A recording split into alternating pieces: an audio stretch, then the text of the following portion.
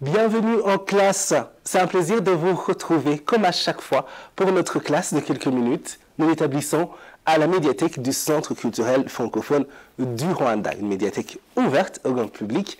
Il faut passer et découvrir un peu plus d'œuvres littéraires notamment.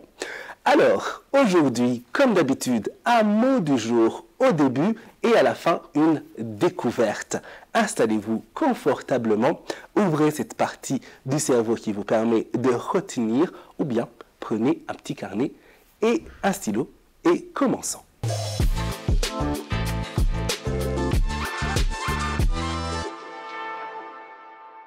Notre mot du jour est finance. Oui, finance, c'est un mot au féminin, c'est un nom plutôt au féminin.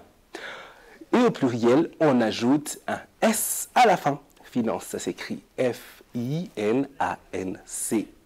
Et donc au pluriel, un S à la fin suffira. Quelques définitions, quelques synonymes et son origine.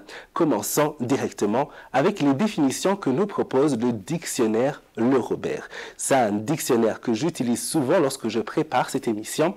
Vous pouvez bien sûr faire encore plus de recherches sur les mots dont nous vous parlons en faisant vos propres recherches dans d'autres dictionnaires, par exemple, en tapant sur Internet. Les dictionnaires, c'est toujours mieux. En plus, on peut les avoir à la main et tout ça. Et donc, voilà. N'hésitez surtout pas à aller encore plus loin, parce que nous, on a un temps limité, mais quand même, on va tirer les parties les plus intéressantes et surtout les plus importantes pour que nous soyons sûrs que nous avons saisi le sens exact de nos mots du jour. Alors, les définitions de finance que nous propose le Robert. Première définition. Ressources pécuniaires. Exemple concret. Moyennant finance contre de l'argent. Deuxième définition, oui, une deuxième définition que nous propose le Robert, ce sera activité de l'État dans le domaine de l'argent. L'exemple concret, c'est lorsque on parle du ministère des Finances, par exemple. Voilà, donc ça va être ce ministère qui va s'occuper de toutes les activités de l'État autour de l'argent. Oui, un ministère très important à la fin. Troisième définition. Grandes affaires d'argent, activités bancaires, boursières. Exemple concret, être dans la finance.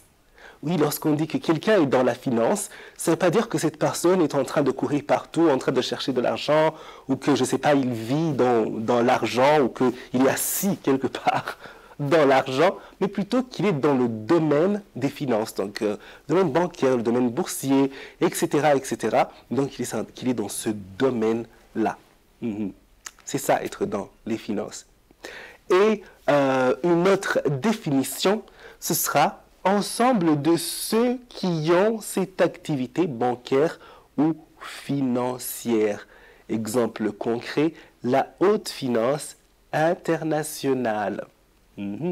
Oui, donc c'est presque le même sens, mais cette fois-ci, ça va être des gens qui sont vraiment, ou les institutions qui sont vraiment dans ce domaine-là, donc on va parler de la Banque mondiale, du FMI, etc., etc., ça va être la haute finance internationale, et donc voilà, il faut savoir ces petites nuances, et quand même comprendre que lorsqu'on dit que quelqu'un est dans les finances, lorsqu'on parle du ministère des Finances, etc., de savoir exactement ce que c'est.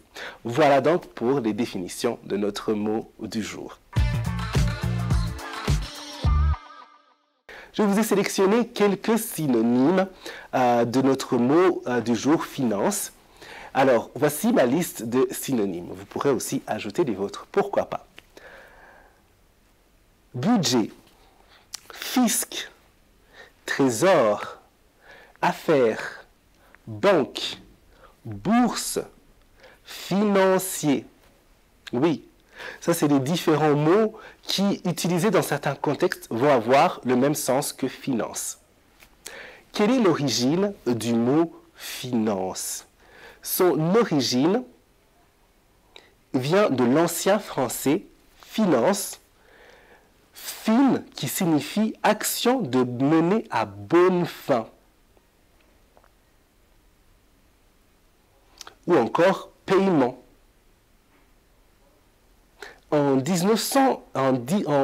Plutôt en 1377, ça a pris le sens de argent lorsqu'on disait finance.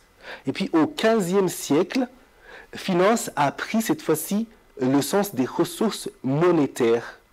Et on parlait notamment du trésorier des finances à partir du XVe siècle. Et ce mot est resté jusqu'à aujourd'hui, au XXIe siècle. Voilà, donc c'est tout pour notre mot du jour, finance. J'espère que vous avez pu en apprendre autant que possible. Passons cette fois-ci à la découverte. Et comme vous l'imaginez, nous allons découvrir une grande institution financière.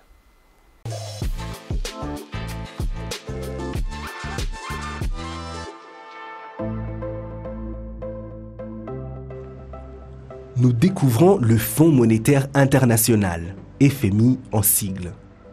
Une institution internationale regroupant 190 pays, dont le but est de promouvoir la coopération monétaire internationale, garantir la stabilité financière, faciliter les échanges internationaux, contribuer à un niveau élevé d'emploi, à la stabilité économique et faire reculer la pauvreté. Le FMI a ainsi pour fonction d'assurer la stabilité du système monétaire international, SMI en sigle, et la gestion des crises monétaires et financières.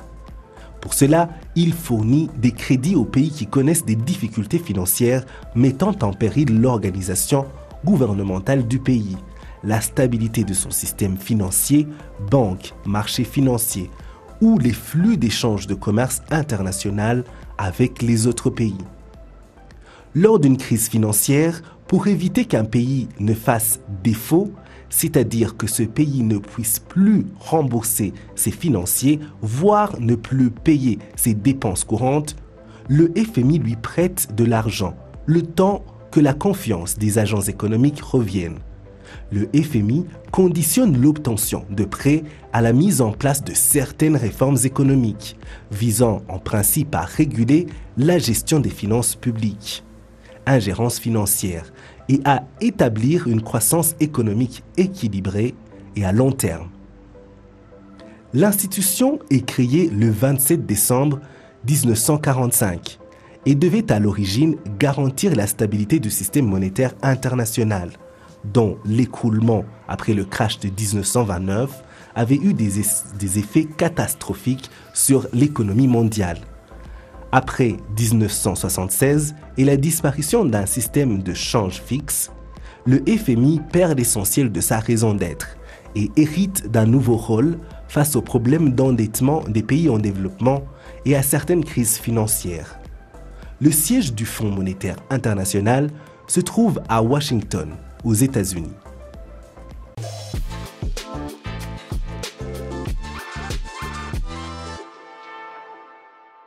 Et nous voilà à la fin de notre classe. J'espère que vous avez passé un bon moment, que vous avez pu apprendre beaucoup et autant que possible avec nous. On se retrouve la semaine prochaine pour une autre classe à la médiathèque du Centre culturel francophone du Rwanda et bien sûr sur Rwanda TV. En attendant, restons curieux et cultivés.